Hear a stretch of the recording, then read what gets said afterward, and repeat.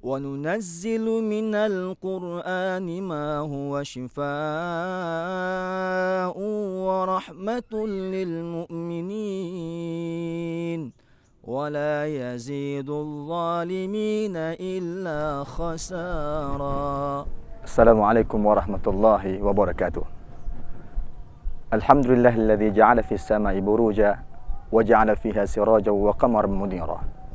أشهد أن لا إله إلا الله وحده لا شريك له وأشهد أن محمدا عبده ورسوله لا نبي بعده. Masyiral muslimin wal muslimat rahimakumullah. Sesungguhnya tidak ada manusia yang menginginkan kesulitan. Semua orang menginginkan kebaikan-kebaikan. Namun tahukah kita bahwasanya kesulitan yang kita dapatkan itu identik dengan kebersihan hati kita. Apabila hati kita bersih, sesulit apapun kehidupan kita akan terasa mudah. Namun, apabila hati kita kotor, selapang apapun kita, sekaya apapun kita, sehebat apapun kita akan merasakan dunia yang sempit. Masyiral muslimin rahimakumullah. Memohon ampun kepada Allah Subhanahu wa taala adalah kunci kemudahan dalam kehidupan.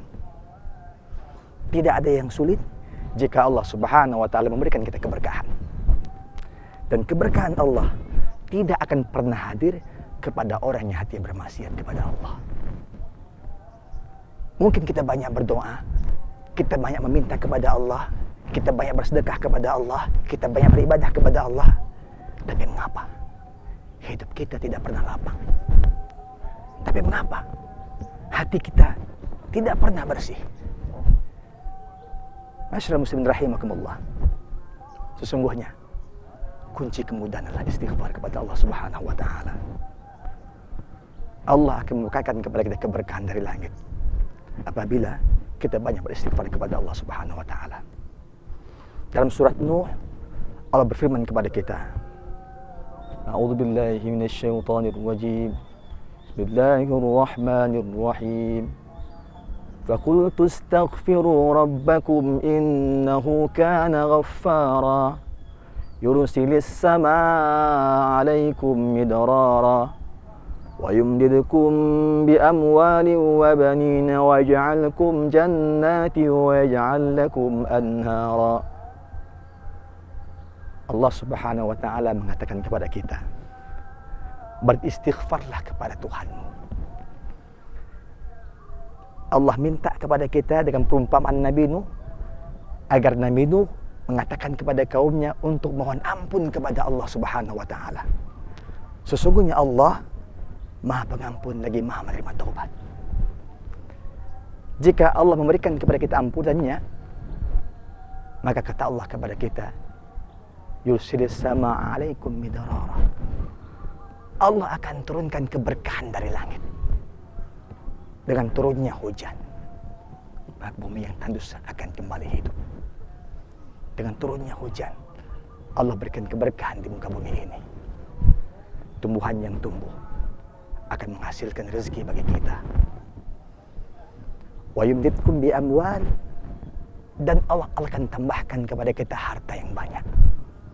Wa banina, dan keturunan. Wa ja'al lakum jannat, Allah akan hadirkan kepada kita taman-taman. Wa ja'al lakum anhara, dan Allah akan hadiahkan kepada kita sungai-sungai yang banyak. Masyiral muslimin rahimakumullah. Betapa kita selama ini lupa beristighfar kepada Allah Subhanahu wa taala. Kita merasa baik dengan amal kita. Kita merasa hebat dalam bacaan Quran kita, dengan ibadah kita, dengan sedekah kita. Tapi kita lupa bahwasanya dosa itu menghalangi rahmat Allah Subhanahu wa taala. Karenanya kita ingat dengan sebuah sabda Rasulullah sallallahu alaihi wasallam. Kata Rasulullah, "Inna Allah la yanzur ila suwarikum wa amwalikum, walakinna Allah yanzur ila qulubikum wa a'malikum."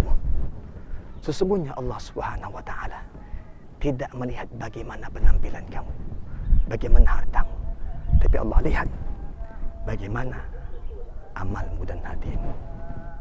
Demikian untuk bermanfaat apa yang saya sampaikan hari ini.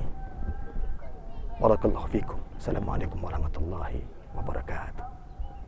وننزل من القرآن ما هو شفاء ورحمة للمؤمنين ولا يزيد الظالمين إلا خسارا.